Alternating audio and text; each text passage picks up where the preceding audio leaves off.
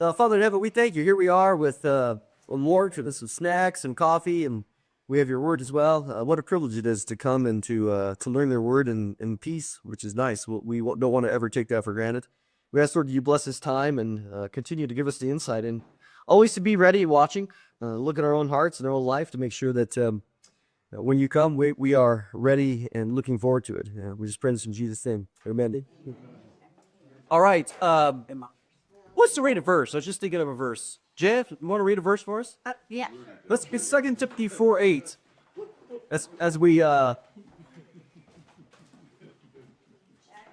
someone was somebody was talking to me last night at the BBS meeting about getting a crown. Well, there's 5 different crowns in the Bible. He's not. He's not here today. This is not his statements. This is a good verse to memorize. 2 Timothy 4:8. Well, how about 7 today? That's good context, right? Jan, go over. I have fought and been I have finished the race. I have kept the faith. Henceforth, there is laid us for me the crown of righteousness, which the Lord, the righteous judge, will award to me on that day. And not only to me, but also to all who have loved his appearing. Yeah. So, Paul, here he is at the end. He knows he's not going to be raptured up. I think he's come to that conclusion that I'm going out. I'm going to give my life. And but he says, I want to finish strong. I fought the good fight, and I'm looking forward to the Lord's return. And he's going to get that crown. But everybody who loves the Lord's appearing, and part of loving the Lord's appearing is looking for it, right? I mean, in that sense, you got to keep your mind on it. So as we come to today, what we've been doing is looking at this Olivet Discourse, that's the last major sermon that Jesus gave from the Mount of Olives. On the top there, you can see that kind of the 3 questions that were asked. And we're going to do a few things today because what Jesus gives in Matthew 24, Mark 13, Luke 21, is when he gives some descriptions, but he'll pull some things from the book of Daniel, which we'll talk about, hopefully. And then we're going to see how some of these correlate with the book of Revelation, which had not been written yet. And so words are important, and especially prepositions, because if you harmonize all of the 3 sections, it's really challenging sometimes. But what he did. So what we learned is, right at the top, let's just review a little bit. Jesus had just said all the stones and the stones that were used to construct the temple building itself, all these things are going to be tossed around. They're going to be overthrown. And remember that they were just getting ready to go into the final week.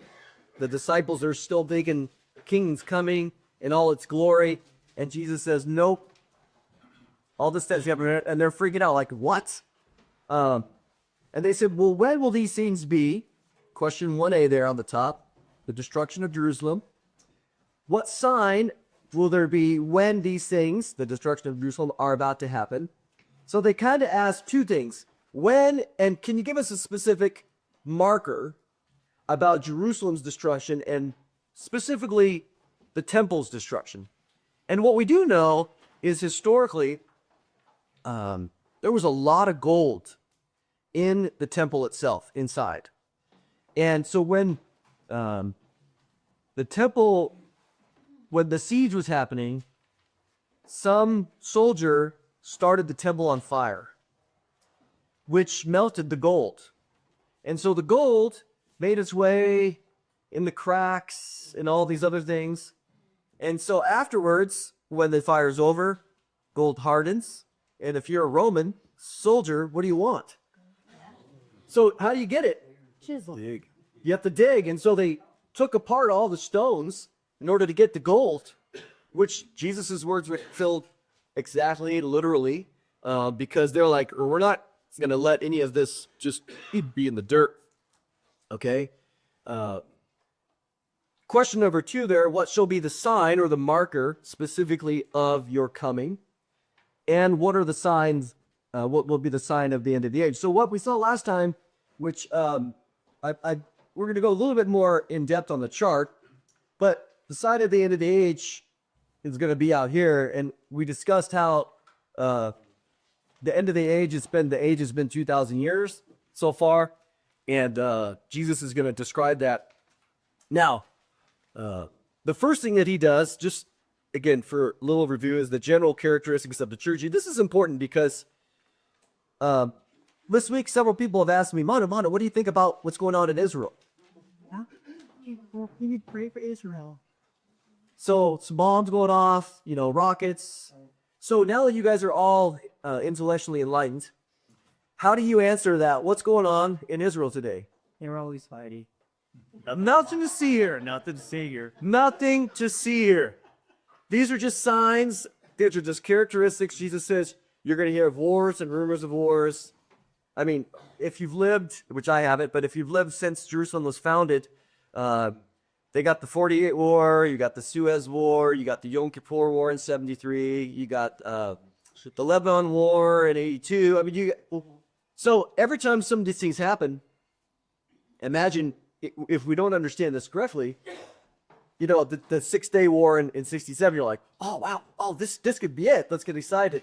And then it comes and goes. And then you have the Yom Kippur War in 73. Oh, this is it. And then it comes and goes. And so what happens is many times as Christians, we get excited because we're thinking that, hey, something's happening in Israel. This should be significant. And sometimes it is, and sometimes it isn't in the very immediate sense. So then, but we might make a big deal of it, and then it comes and goes, and now we're in 56, and then we're in 67, and then we're in 73, and now we're in 82, and now we're in all the intifadas in the 90s, and our friends and relatives are going, aren't you burnt out? You've been so excited about anything that's happened, and in reality, if we had this understanding, we wouldn't have been too excited. We'd be like, oh, this is just normal. Because they're going to look at us and say, what's significant? And we go, nothing. Nothing incrementally. Incrementally is different. Incrementally, the hatred of Israel is increasing now, which is definitely a big something. So what we do see is, let's go to Zechariah. That's a good thing. Go to Zechariah chapter 12. Let's get verses just come to mind, right? This is where there is something significant. Zechariah chapter 12.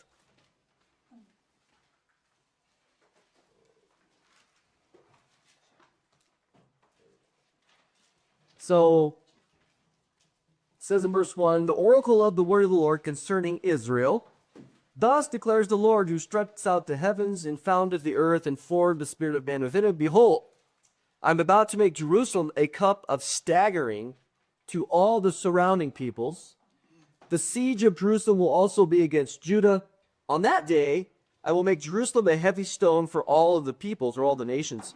All who lift it will surely hurt themselves, and all the nations of the earth will gather against it. And so what you do see is this, and then on that day, declares the Lord, he goes on and talks about this war. There's a war coming. And the war is here. This is like Armageddon, okay? Armageddon is unfortunately misunderstood because most of the traditional scholarship will say that Armageddon comes from a Hebrew word, Har Megiddo, which means mountain of Megiddo. Okay, it's not true.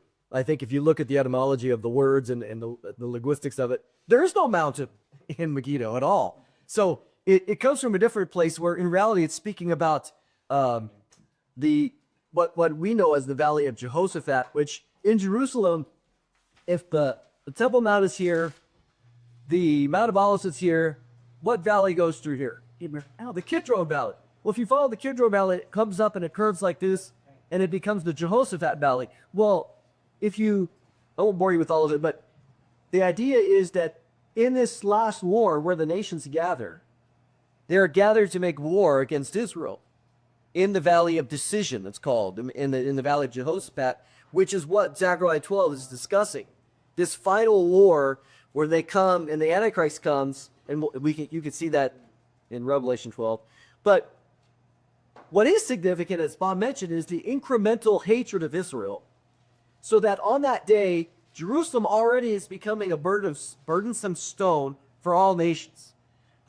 We've seen that going all the way back. And main reason why is because of this discrepancy or warfare, the thorn in the side, if you want to say, of the Palestinian cause, if you want to say it that way.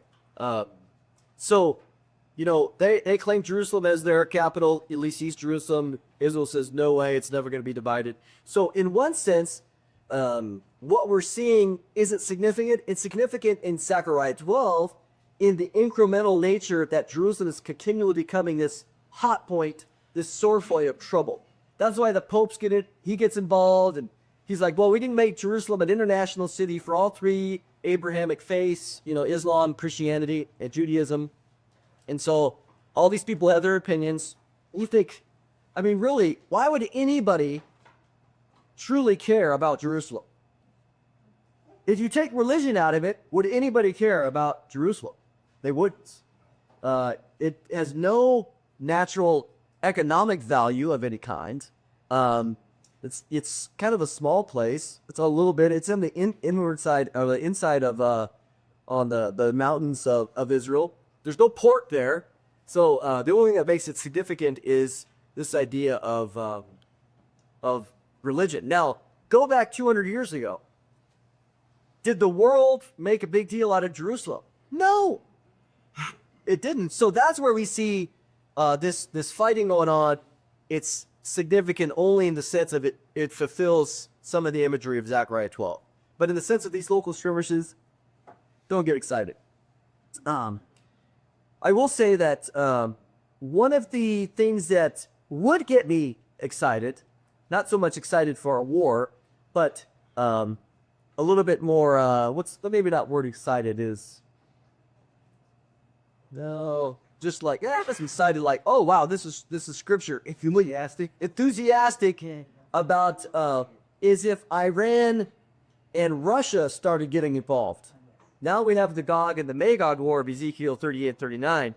And we've seen, you got pictures of Putin, Iran, as well as Erdogan of Turkey standing together. Those three are the Yahuds of Ezekiel 38 and 39. And so you already see some of that, that's the alliances coming together. And they're going to turn at some point to come against Israel. But so until that happens, nothing to see. Okay. Yes, they just met with the addition of China. Country just met like within the last 45 days. Did the peace. It's interesting. In Revelation, it talks about the kings of the east making ways with the kings of the east, which I think is China. And but we're not there yet. That's during tribulation. So, okay. What Bruce was after? Verse 2 or 3. So, let's go back. So, general characteristics of the church age. You can see there I have an underline. Jesus says, you're going to hear of local skirmishes, wars, rumors of wars, false messiahs, false religion. Don't get excited. All these things just are going to happen. The end is not going to come immediately. So all those things under the general characteristics are non-signs. So then he goes into question 3. He answers, what will be the sign of the end of the age? We talked about that there's going to be world wars, earthquakes, famines, COVID, right? There's going to be all these things, fearful sights in the heavens, great signs. He says, these are all the beginnings of sorrows, or the beginnings of travail or birth pains. So what we see is as the end of the age gets continually more fulfilled, we've seen world wars now from 1914 on, and we've seen an increase in all these other things. You think about, go back to, imagine if we were living in 1918, okay? What's significant about living in 1918 and reading this particular passage? First World War just finished, right? 1914, 1917. What else do we have now? Spanish. The Spanish flu? Man, people must have been really excited. And that's why the there's a lot of prophecies or so-called like the Watchtower, Jehovah's Witnesses. Israel wasn't a nation. Israel wasn't a nation, so you're like, well, we're excited, but yet, how can the end come? Yeah, there wasn't an influx in tech. There wasn't a technology. We'll see that in a little bit. The Ottoman Empire is being dismantled. The Ottoman Empire was dismantled because going from the 1400s to 1917, that's when like they got out the map. The French and the English started drawing lines and said that let's make Iraq, let's create Iran, let's create the country of Jordan, and then really Israel was just Jordan. They call Transjordan and Cisjordan along the Jordan River, so that was just Jordan. And then you know Egypt was there, and then Syria they just created it out of nowhere. Lebanon, so all those were part of the Ottoman Empire, and so you do see some of these world empires just dissolving in that regard.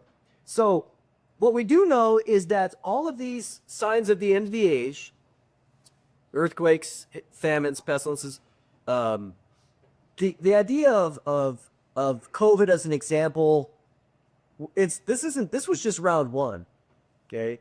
It's coming again, and you see the fear mongering that began, and it's going to continue all the way through. And what we see is when you look at the four horsemen of Revelation 6, one of the horsemen is pestilence. So it's going to be far, far worse.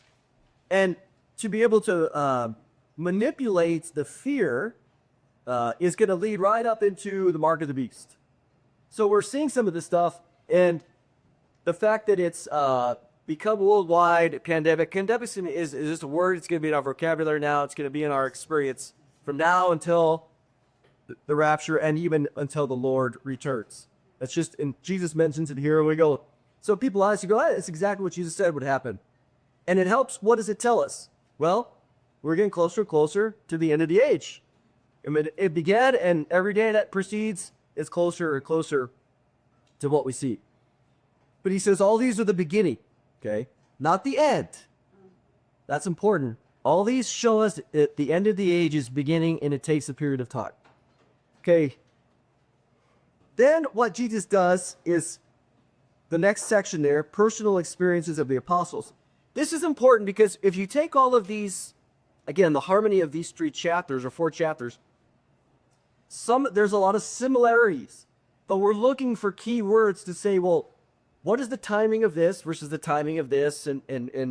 But I have there underlined, but before all these things, what things? Before all of the end of the age signs, something's going to happen.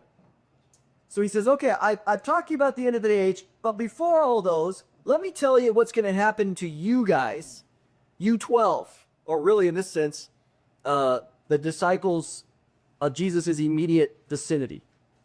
You know, you'd say all of them minus Judas plus the other disciples. He says, before all these things, that's a key word. They will lay their hands on you and persecute you, delivering you up to the synagogues. That's important too. So underline synagogues. What does synagogues tell us? Church. Temples. Well, it's all of the place, like synagogue. What's the ethnic importance of a synagogue? Jewish. This is telling us has a Jewish context. Later, we're going to see there's no mention necessarily of the synagogues. You'll see it in the events of the first half of the tribulation. He doesn't mention synagogues there. That one is in reference to all nations. He doesn't mention all nations here. Again, words are very important in understanding what Jesus is saying and its limited context. So he says who he's talking to. Because remember, it's really, really hard in the Bible. When Jesus says, I tell you the truth, you must be born again. Who's he talking to? Nicodemus. I guess is Nicodemus the only one that ever needs to be born again? See, you see how we do that? We go, well, hey, contextually, he's only talking to Nicodemus. But we go, yes. But contextually, with the rest of the Bible, we understand that the you there is broader than just the you he's talking to. So we're not being inconsistent because we have to understand who is the you. Many times it's plural, sometimes it's singular. Is there other indicators that he's talking to a broader audience or a specific audience? So we just have to understand language, hermeneutical methodology. Tease us out, y'all. Y'all. So here he's talking before all these things, they will lay their hands on you. And I think he's talking to the disciples specifically because he says, before all these signs, let's talk about you. Where later he says, if you just go down 2 sections really quick, what's the first word of the events of the first half of tribulation? And there. Then is after these signs, there's going to be something happening in this period. That's the then, this is before. Okay, so we'll get there, but I just want to show you the importance of these time markers. Okay, but before, they're going to lay their hands on pressure you, delivering you up to synagogues and prisons. Definitely in Jewish context. You will be brought before kings and rulers for my name's sake. Did that happen? Yes. Who? Give me an example. Paul, for sure. But Paul's not standing there listening to this. King Agrippa.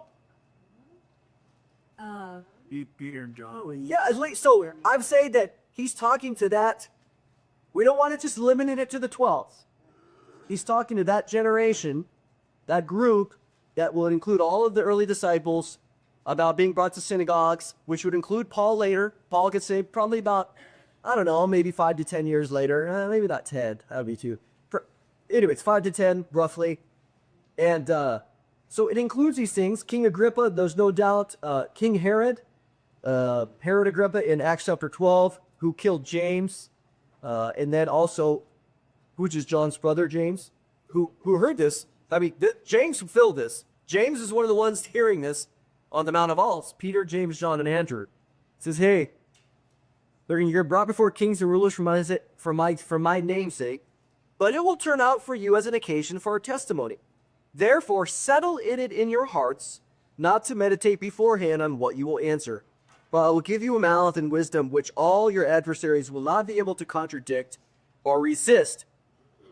What does that immediately remind you of? Early book of Acts. Remember Acts chapter 7, Stephen? Yeah. It says they couldn't resist the words. His words were like an angel. And so he gives this whole history of Israel in Acts chapter 7 from the beginning all the way through, and he reminds them of their stiff-neckedness.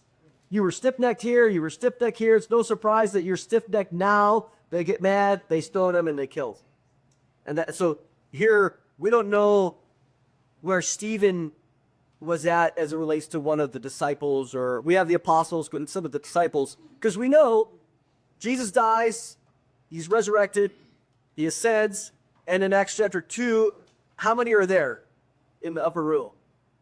120. 100, like that's right. That's a lot of people. So was Stephen one of them? Probably.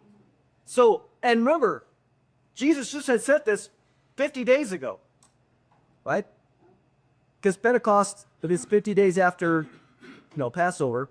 So Jesus gets, he ascends, 3rd day later, or resurrects, and he's there for 40 days, and then he leaves. So, this is all fresh.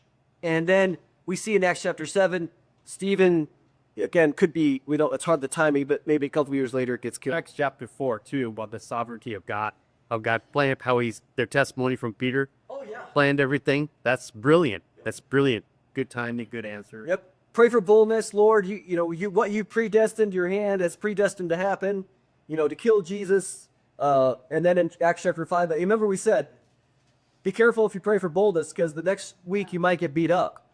And that's what happened, and they counted themselves worthy. Pray for patience. Be careful about that. Don't ask God for a blight check. He might move you out of the greatest place on earth.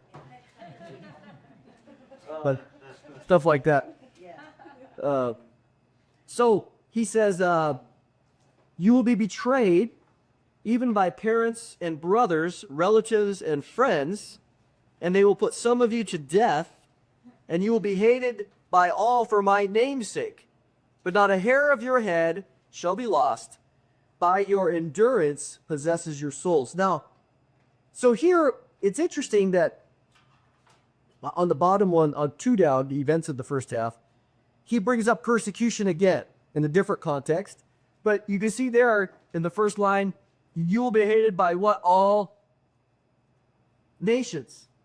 Notice he doesn't say up here, he said you'll just be hated by all. Nations is left out of this first one, but nations appears twice in the Matthew 24 sections after the beginning of birth pangs. So what you see there is the personal experiences of the apostles. So we have 2 things here. I interrupt me anytime, because, you know, this is like, but I mean, it's like 2 plus 2 for me, but I understand it might be new, and so I don't want you to be like, okay, I don't get it. Angela says that, so she goes, no, I come to class, but most of it goes over my head. I go, man, you have an opportunity every night to ask me what to me, and she does it so. We have this idea of the nations, okay, which is very international, worldwide, and then over here, sorry about that, but if we have this idea of the synagogues, okay, so this tells us that persecution is very localized here, at least what he's describing. First, the persecution that he talks later, very similar. People are going to hate you. I mean, how many different ways can you say people are going to hate you? Okay, they're going to hate you, and you're going to be betrayed. So we have this persecution, and then we have this persecution during the tribulation period. Okay, so that's why we're looking at these words and we're going, oh, this is how we dissect this. Otherwise, it becomes confusing. Synagogues. Yeah, sorry, this is synagogues. Yeah, but it tells us it's a Jewish context. Okay. So, a couple things here. He said, hey guys, they're going to kill you. They're going to put some of you to death. You're going to be hated, but not a hair of your head shall be lost. Now, this is kind of a parallel passage, not in the sense of timing, but what you do see in the Gospels is Jesus said a lot of things over and over, right? He didn't just say it once. He would say things over and over. He had certain principles, he had certain teachings that were said here. Later, he gave more information. Well, this same verbiage, same teaching, appears in Matthew chapter 10. Let's go there for a second. So this was said earlier, but he brings up these general principles of what it means to be a Christian. Let's see. Matthew chapter 10, we'll go to the end. We'll start in verse 16. He's getting ready here. He's talking to them about, if you look at the first part, verse 5, he sends the 12 out. Hey guys, I'm giving you power over unclean spirits. I'm giving you powers to heal the sick, raise the dead. He's training these 12 to go out and preach the gospel. And he sends them out on their own, 2 by 2. Okay? That's 5 all the way through verse 15. But then in 16 he says, behold, I'm sending you out as sheep in the midst of wolves. So be wise as serpents and innocent as doves. Beware of men, for they will deliver you over to courts and flog you in their synagogues. And you will be dragged before governors and kings for my sake, to bear witness before them and also the Gentiles. When they deliver you over, do not be anxious how you are to speak or what you are to say, for what you are to say will be given to you in that hour. For it's not you who speak, but the Spirit of your Father speaking through you. Brother will deliver brother over to death, and the father his child, and the children will rise up against their parents and have them put to death. And you will be hated by all for my name's sake. But the one who endures to the end. So he says here, remember, similar context. Now, here he's sending him out. In Luke chapter 10, you see him sending out the 70. And then you see them coming back and all excited. But this idea of persecution and being brought before kings did not happen in Jesus' 3.5 years. He's telling them, I'm sending you out now, and later you're going to be persecuted, and they're probably going, huh? Because they had no concept that Jesus was going to be killed, and you have this, as he says up here, the kingdom will not come immediately. But he's giving them these hints that later they remembered, oh, Jesus did say that in the same way that we're going out preaching the gospel, raising the sick in his ministry, in like I would say maybe the 2/3 part of his ministry, they weren't received, just like Jesus wasn't received as well. So they got a little bit of the taste of this resistance. It wasn't until later that they were killed and that they were flogged. There's no evidence anywhere in Jesus' 3.5 years when he sent them out did they get flogged. None. So clearly this is a interpretation of a hint of what's going to happen later during that period of, let's say, Jesus' resurrection from 32 AD to 70 AD. That generation, that time. So he said, he goes on later, don't fear God. He says, fear God, don't fear man. But he says that same phrase, but not a hair of your head shall be lost. And he says there in that 10, let's go down to 28. It says, verse 29, are not 2 sparrows sold for a penny? And not one of them will fall to the ground apart from your Father. What in the world is he talking about? Why does he ask the question, are not 2 sparrows sold for a penny? Is that the price at the temple for City. Yeah. So just relative value. Meaning what? Sparrows are dime a dozen. Dime a dozen. So that We have that phrase.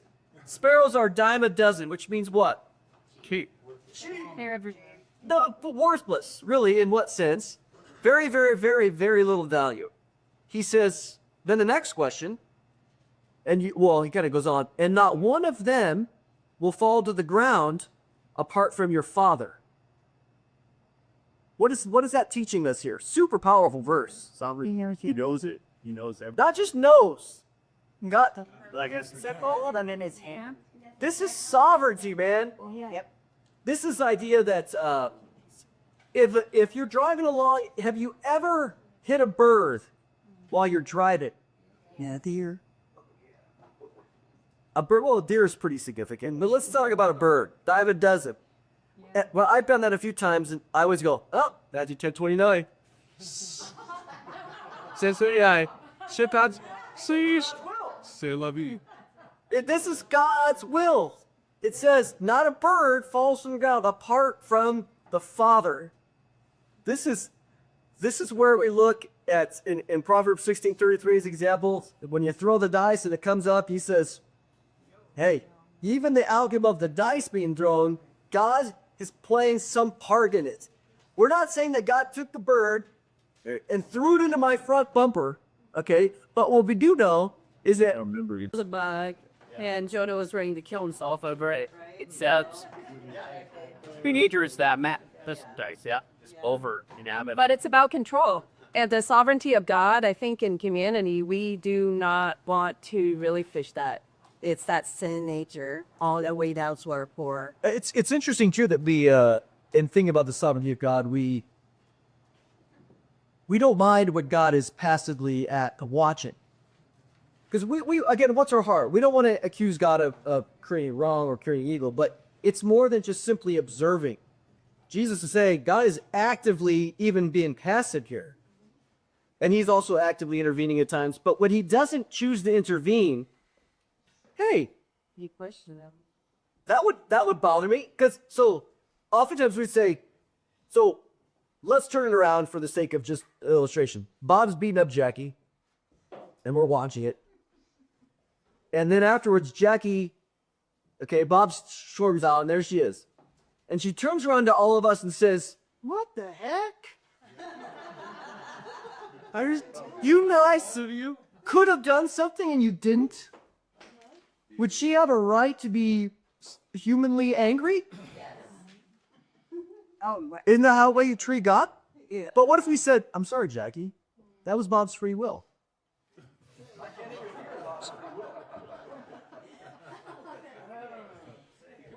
Would she accept that? That's a pitiful excuse. Because we're all like you.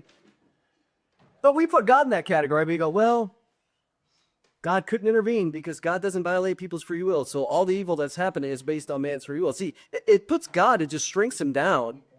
When in fact we look and we go, no, God could intervene. But he chooses not to for some reason, which we don't know why.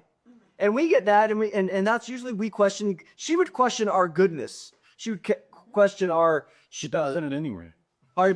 Maybe, yeah. What Jesus is saying here is, hey guys, if let's do the two opposite extremes. We have sparrows that are hardly worth anything. We have hares that are hardly worth anything. To you. Okay. But he says, not even a hair of your head being lost happens apart from God's sovereign direction. Well, if one of the least things that we can lose would be our hair, what's one of the greatest things we would lose? Life. Our life. Yeah. So He's making an argument here to say, hey, you're going to be persecuted. Some of you are going to die, and some of you are going to lose your life.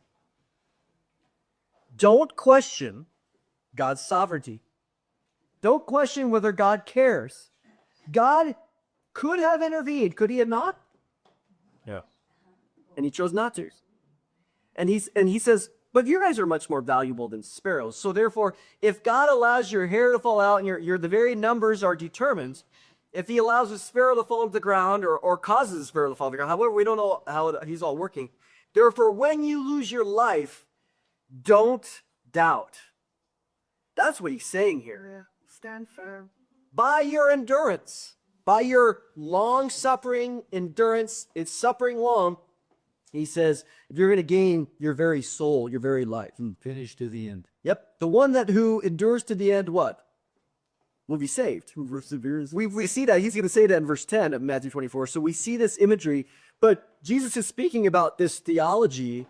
Again, not a sparrow falls. I have to tell you, I hit a bird, Matthew 29 comes out of my mouth like, okay, Lord, maybe it did break my front light. Well, God had a reason. I think of that one. I can't remember the verses, but it's when they're talking about Jesus, not when he was reviled. He didn't revile in return, but he kept entrusting himself to the one he judges rightly. Yep. And I just think of that all the time when there's things I don't understand that look really bad and really hard. I can keep on continually entrusting myself and everybody else to the one who makes those righteous choices. But I love that verse because that's the one that comes to mind when things don't make sense to me. Yep. You know, Also, don't shrink back. Yeah, don't shrink back, Hebrews, right? God doesn't sleep. Hear this. He never has his eyes off of us. So when, for the disciples, especially here, their personal experience, he's giving them, you're going to be hated by all, you're going to be betrayed by your parents, relatives, friends, they're going to put you to death. Now the hair of your head shall be lost. And you go, let's unpack that one for a minute. Now the hair of your head shall be lost. This is a little bit different phrasing. And we would say, what do you mean not a hair of my head shall be lost? I lost my life. but it's not lost. But is it lost? Jesus saying, just like in Revelation 2:10, hey, some of you are going to be put in a tribulation for 10 days. This is my encouragement. Be faithful unto death, and I'll give you the crown of life. You mean I'm not going to get out? You're going to give it all. Your job's just to be faithful, but you be faithful to endure. And now, when we think about that, all we need to say is, well, man, I can't even conceive of that today. And Jesus says, don't worry about it today. The grace will be there the day when you get put in the lion's den, or you get put in the Roman arena, or whatever. The grace will be sufficient for you then. Don't worry about it now. Today is enough. So this is super important, as we see here. He's already told them in Matthew 10, you guys are going to have some trouble. He reiterates to them now when he's up on Mount of Olives, hey guys, these are going to be some of the challenges that are going to come to you. Okay. Then he goes, let's go on to the next section. But, okay, now he's going to answer question number 1. What about the stones of the temple getting overthrown?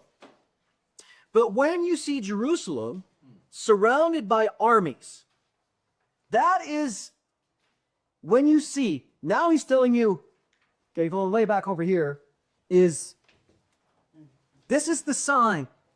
Okay? You guys asked for the sign? What will these seas be? Question 1b, what sign will there be? Top of the page. When the destruction is about to take place. When you see Jerusalem surrounded by armies, then know that its desolation is near. That's what you look for. Now, if we fast forward, Jesus is saying this in roughly 32 AD. You fast forward to 66 AD. Life's going on. I mean, man, Jesus has been gone for a while. The gospel's been preached.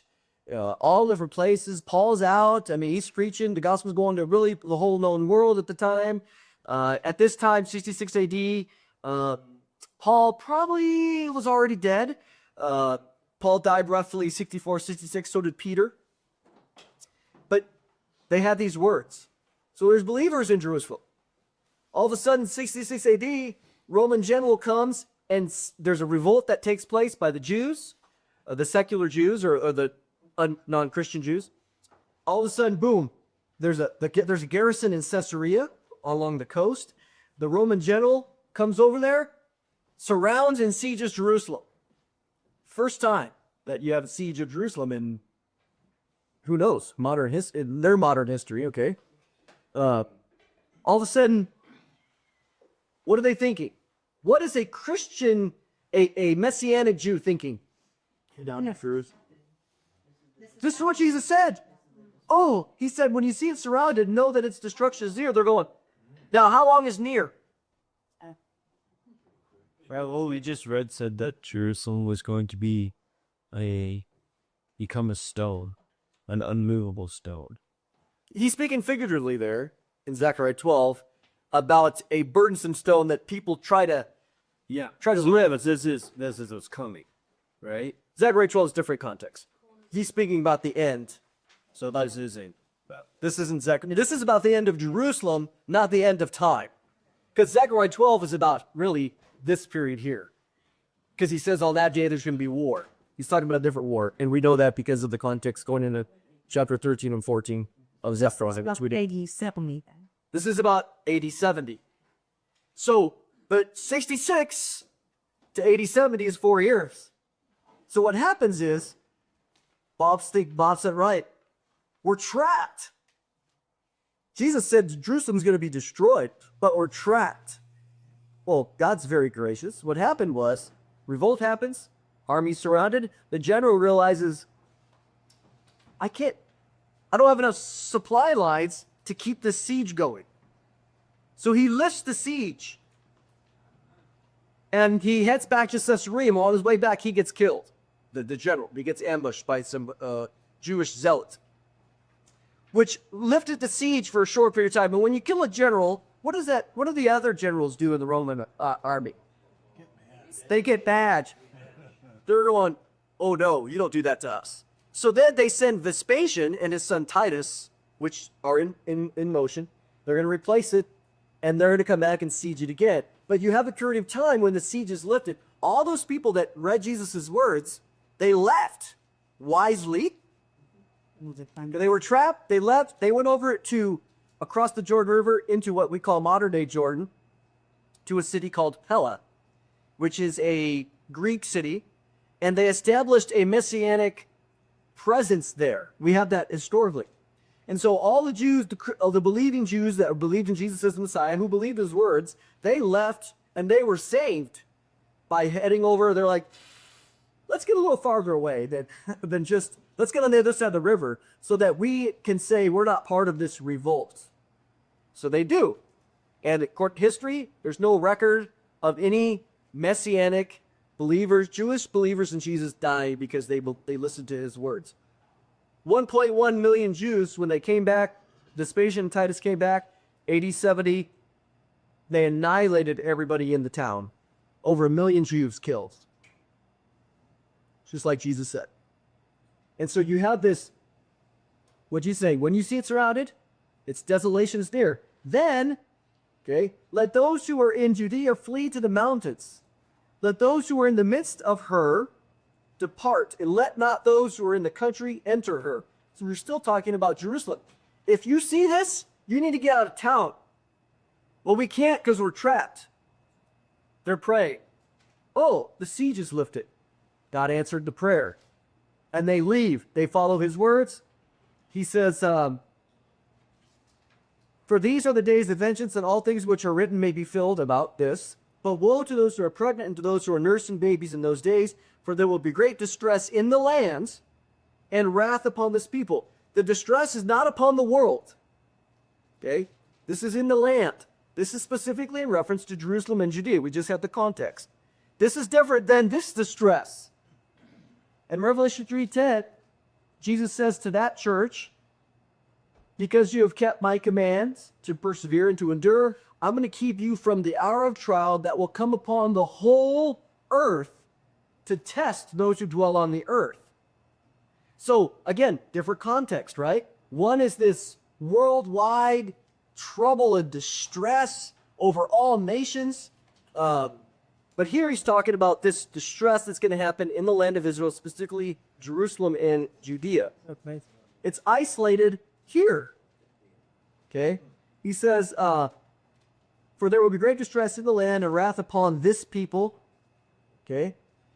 And they will fall by the edge of the sword and be led away captive into all nations. And Jerusalem will be trampled by Gentiles until the times of the Gentiles are fulfilled. So, Jerusalem, okay, so they disperse the Jews in the land of, or in the city of Jerusalem. And the role was like, okay, we annihilated you as any sort of, the temple's gone, so now there's no base or centrality of government anymore. Remember, before the temple, the Sadducees were the main, the priests, the aristocrats, Pharisees, all of them were together. They had a government. They had a religious center. They had everything they needed in Jerusalem. Once that was gone, they were scattered out of Jerusalem. So what they did is there's a city called Yamnia along the coast of Israel. So the Pharisees, this is important too, and just in thinking about Jewish history. The Sadducees were the main aristocratic priests. They were very liberal in their theology. They only believed in the 5 books of Moses. A lot of them sold out to Rome. They were very friendly with Rome, where the Pharisees were not. The Pharisees were a little bit more strict. Okay? Well, if you go in there and you destroy all the temple and you kill all the priests, then who's left? Pretty much the Pharisees are only, because the Pharisees, they had a presence as scribes and teachers amongst all of the land of Israel, especially the synagogues. So when you get rid of the Sadducees and their particular group, we know from Josephus that you had the Sadducees, you had the Essenes, and you had the Pharisees, and you also had the Zealots. Well, you kind of get rid of the Zealots in some regard too. So then, religiously, all you have left is the Pharisees, which became the rabbis of what you see of the Middle Ages. That's where, when we think of rabbinic theology or what the rabbis teach, especially in the Talmud, which is their big, huge commentary on what's known as the Mishnah or the oral law. We have the written law and the oral law. It's very, before the Dead Sea Scrolls are discovered, all we pretty much had is, well, what were the Jews like when Jesus was around? Well, we have a little bit of the Gospels, but then you have this whole body of doctrine of the Pharisees, which are the rabbis. And people are like, oh, okay. But once the Dead Sea Scrolls are discovered, everybody's like, oh, it was much more diverse than what we knew from history. Because now we have all these other writings. And you're like, oh, these guys didn't get along. And in fact, the Pharisees were kind of a minority power broker versus the Sadducees. Why? Because the Sadducees were the priests and really had control of the temple. And when you have control of the temple, you got control of everything else. So in that regard, you see all these different branches, and then after 70 AD, all you kind of had is the Pharisees and rabbinic theology, if you look at it in a religious sense. So the powers were diminished. The power was very diminished. And then in 132, they decided to have another revolt. The Bar Kokhba revolt. A guy by the name of Ramai Akiva declares Simon Bar Kokhba, which means Simon, son of the star. What does that remind you of? See. Well, Numbers 24, stars shall come out of Jacob, in referring to Jesus. It's a messianic prophecy, so they called him Simon the Star Man. He's the Messiah. So they go, they revolt, they make coins, and Rome said, and it lasted 3 years. That's a long time. Yeah. Rome comes down and says, enough's enough, wipes out all of the Jews. If a Jew even steps foot in Jerusalem, death. And then they built a temple on the mounts, the Temple Mount, there to Jupiter. They renamed the town. It's not called Jerusalem anymore. It's called Aelia Capitolia.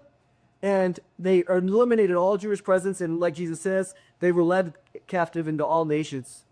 Not only in 70 AD, but by 135. And he says, they eliminated them as a nation until 1948. So you got this whole historical period. Jesus was correct. Jerusalem will be trampled by Gentiles until the times of the Gentiles fulfill. When you look at times of the Gentiles, that began in 70 AD, and it's primarily a reference to Jerusalem. Even to this day, as we saw the last last week, who controls Jerusalem? Gentiles and Well, Gentiles still do, especially the Temple Mount, the Jordanian. It's hard to say in English, but it's the Waqif. Those are the levels, the consonants. They control the Temple Mount. Even though Israel, they could go in there and just wipe them all out, destroy the Dome of the Rock. They haven't done that, but it's still controlled and trampled by the Gentiles. The Al Askemas, the Dome of the Rock, those are all Gentiles. So when you see that, Jesus is saying that's going to happen until the time of the Gentiles is ended, which is going to be at the second coming. When Jesus comes in, cleans it all up, creates a new temple, the Ezekiel 40 through 48 temple, and redoes all that. So they're still living in the times of the Gentiles. This is different theologically than Romans 11, where Paul is describing the fullness of the Gentiles. Two different theologies there. The fullness of the Gentiles is Gentiles coming in and being part of the church, salvation. Jews to this day are very secular, right? And Zionists aren't necessarily religious or faithful following. So would if the Zionists' control of Jerusalem, would that be considered a Gentile? You know what I mean? If the political movers and shakers of the Israelis is in control, would that be a Gentile presence still, or would you? I think that until the Dome of the Rock and the Al-Aqsa Mosque is removed from God's holy site, you're going to have Gentile trampling there. Okay. Because even I will say this. The tourists. Well, That's house. historically, when Theodor Herzl back in the 1890s, he was a secular Jew. He's the one that really created Zionism. And he didn't care. He said, oh, go not Mongolia, but Uganda. He suggested that we set up a homeland for the Jews in Uganda. He didn't care where it was. How do I care about the Bible? The Bible is just, all we know is the Jews need a place to have their own. What time period was it? This was in the 1890s. So that kind of established the beginning. But as it developed, God in his sovereignty brought him back, and the Jews started coming back to the land of Israel in droves. They were always had a very minority presence there, but they started coming back. They started buying the land, because even when Mark Twain went there, he's like, man, this is like a cursed land. Who would want to live here? It's talking about the land of Israel. Nobody did. God had allowed it to become a dry, dusty desert. Now, you go look on the satellite map today, what do you see? Green. Okay, a lie. It's lush. So the only reason that you would long to go back to this desert, why would you want to go there? That's true. As your heritage. Yeah. You're going, well, this is the land. Those people that were believers, they said, or believers in the sense of God, their heritage. They go, well, this is the land that God gave us. So they went back. They started all the kibbutz movements and the Mossad movements. You know, they were like, hey, this is our land. This is God gave it to us. So they started doing all these things, and all of a sudden, as you watch the history, it came to a climax really in the late 1930s. Britain was in control of this. Like, remember, it got carved up after World War I. So the British were in control of this, and all of a sudden the Jews who were living in the land started terrorizing, or terrorists. You want to know who the first terrorists in the land of Israel? What was the Jews? They were bombing British soldiers. So kind of what comes around goes around. You got to be careful of that, right? What you reap is what you sow. So they were doing all this. Finally, the Brits said, we had enough, and all the things came. They become a nation. But all that history there was the Jews coming back in the land. But now what you've seen is a shift. The religious Jews at the time said, this is an absolutely abomination to have a nation. Because why? You look at David Ben-Gurion, who was the first president. All these guys were basically communist socialists. They weren't capitalists by any means. They had agreements with the Soviet Union after World War II. And so if you were a religious Jew, you looked at this secular country and thought of it as an abomination. And in fact, some of them fought against the secular people at establishing it, because why? For them, no, the only way that Israel will become a nation again is if the Messiah comes back and does it. But now what you've seen over the last 15, 20 years is the official rabbinic position is Israel is an abomination. But some of them are going, well, hey, in God's sovereignty, he's brought the nation back, and he's given us the opportunity. So they start preparing for the temple and these other things. And so they're coming in now, and they have a different view. Many of them have rejected the typical rabbinic view to say, only the Messiah. We need to prepare it for the Messiah. So you've seen a shift in the thinking, which is why they're preparing to build a temple, because they know that if they can do that, then the Messiah will come. That's their ideas. So it's shifted a little. This is on track to some degree, but the English general, World War I, Allenby. Huh? Remember, he flew over, dropped the leaflets, and it fulfills a specific passage in regards to the fact that Jerusalem, no bombs ever were dropped on it in World War I. You know the passage or no? I'll have to look it up next week. Okay, I'll look it up next week. But basically, it talks about it falls in a day peacefully. There was battles in the street. He sent a plane over and said, hey, we're going to destroy this. And the Ottoman Empire just flees. They just gave up. There definitely are bullet marks on the walls of the old city. But in the sense of bombs, there wasn't necessarily that. But he took it just by, whatever, dropping leaflets. Because he was a man of faith, and he couldn't believe he was going to siege, go into Jerusalem. I'll look that up. Because the old city is still there, and now if you cross over to Jordan, it's called the Allenby Bridge. So they named a bridge after him because of that. But so I guess we can kind of end here in the sense of Jesus's comments about the signs of the destruction of Jerusalem, and let's try to think of a couple of things I wanted to do here. We'll see. So any comments, questions? We get into the next one, it really is going to be challenging to get into the next section.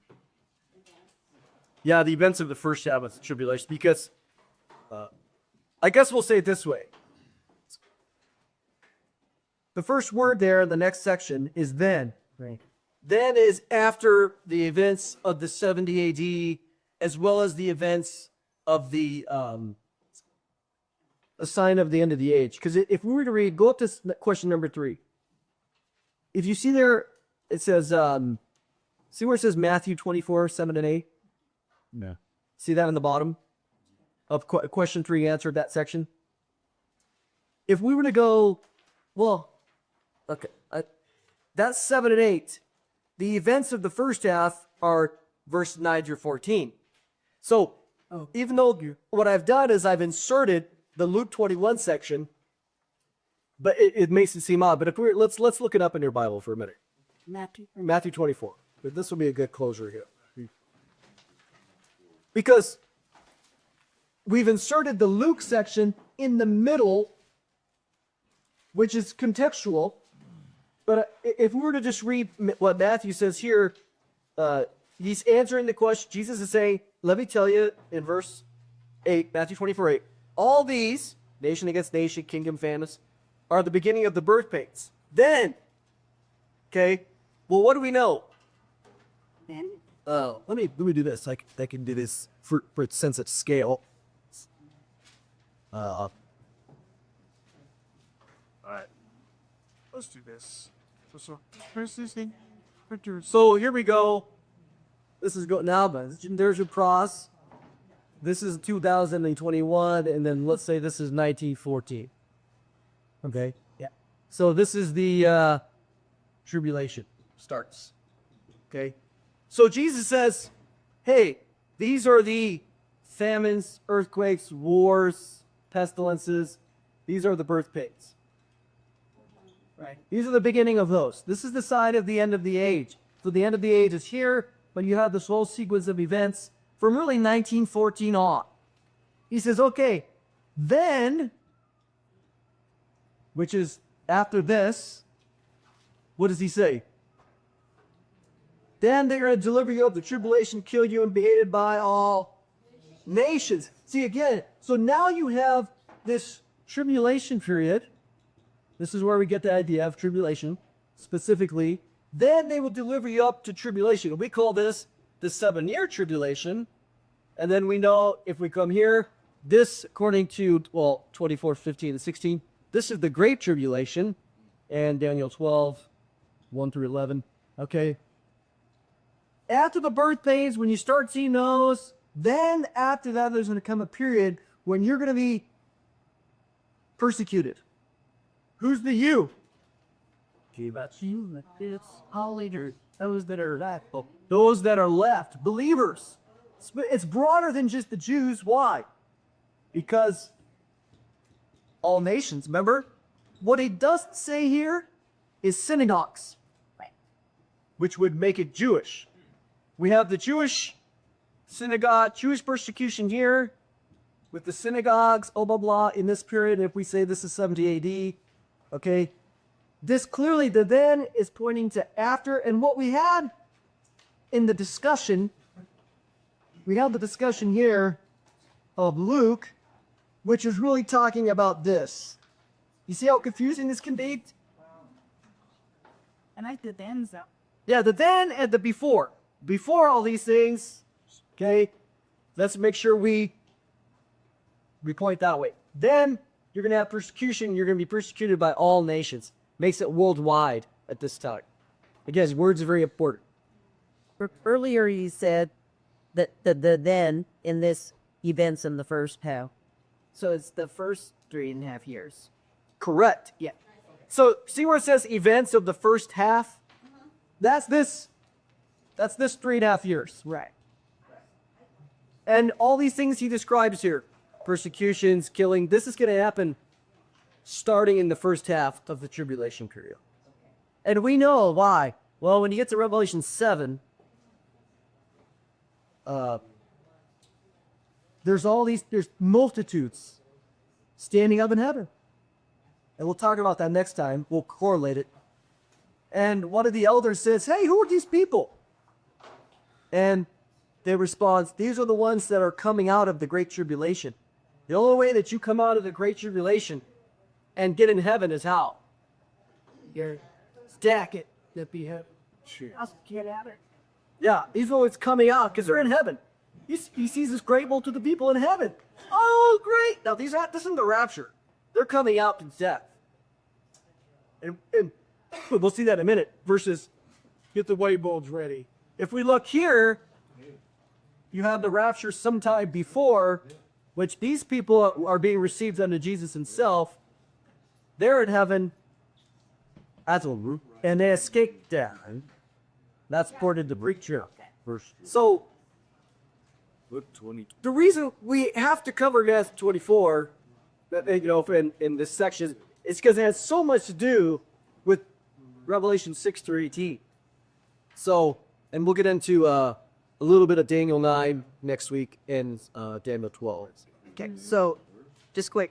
So believers go in the rapture. Then more believers start after the 3.5 years. Yeah, so let's answer that really quick. We got 1 minute here. Okay. Okay, But they're different believers than the rapture. so the rapture happens here at that moment. We don't know how long it is between the start of the tribulation. We don't know. 1 day, 1 hour, 1 year, 5 years? I don't know.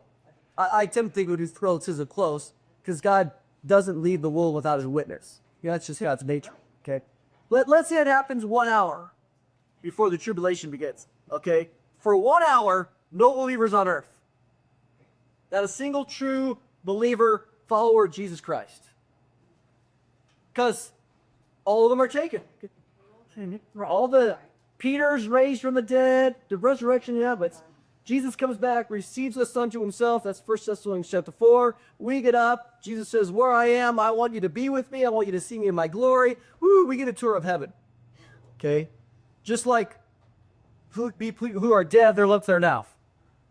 Doesn't the central text of Judaism written by Rabbi Judah back in the 200 CE kind of lay everything out by year that was supposed to happen? Well, we're talking about we're talking about someone who is not a follower of Jesus.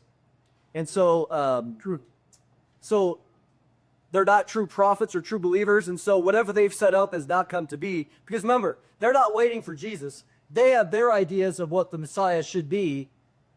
And they have some interesting things based on the Old Testament. We're not opposed to that. But they talk about wars and rumors of wars and nation against nation. So for them, if you went to a rabbinic Jew today, they'd say, oh yeah, we're totally in the Messianic age in the sense of the arrival of the Messiah. Why? Well, because you have world war. You have nation against nation, kingdom against kingdom. These are the footsteps of the Messiah. For them, it's the first coming. We go, yeah, you're right, but it's his second return, or it's second time it's coming around. So that's how I would answer that.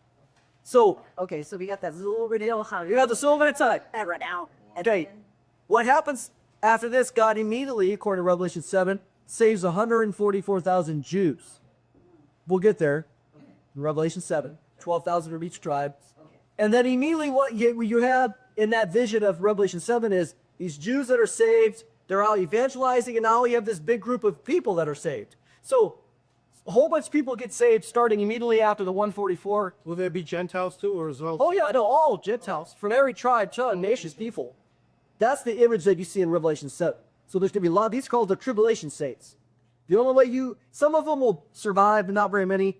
Most will die, and they're in heaven, and they're given the robe. Just to connect the dot in regards to the woke movement, they look at that at Revelation 7 about every nation, every tongue, and so on and so forth. And there's a motivation for the modern church in many different parts of Western culture that we have to have that imagery right now. Oh, that's where this woke movement is like they're very passionate about trying to have every church be multicultural because they feel that they think that can fulfill that. But if it's after the rapture, it's the tribulation, yeah, that would become instantly multicultural because everybody will see quite clearly that what was said was true.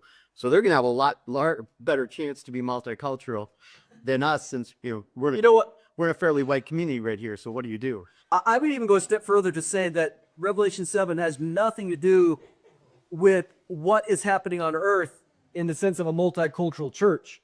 I understand what you're saying. I'm not disagreeing with you. That what you see is a vision of these people in heaven. So naturally, on earth, they could still have the Korean church, the Chinese church. They could still be separate. But when they die, they all come together. Everybody's in one group up here. It's a heavenly thing. Right. But you're right that they try to take this heavenly, saying, "Oh, we need to make that happen now." And you go, "Hey, this is happening. This is something that we're doing. This is something that God is doing, and this is how we get there by death." So, Jeez. so I guess we can. Yeah. Anyways, all right. Well, let's pray. Now, Father, we do thank you again for the riches, the clarity that we have. Takes the work to get to the details here, but thank you for what we see. It's exciting to know that we're not left. We are at the end of the age. and the signs are very, very clear. And every day that happens, we're getting even closer. So we know that the rapture is next on the horizon. That's exciting. It could happen at any moment. May we be ready for that. In Jesus' name we pray. Amen.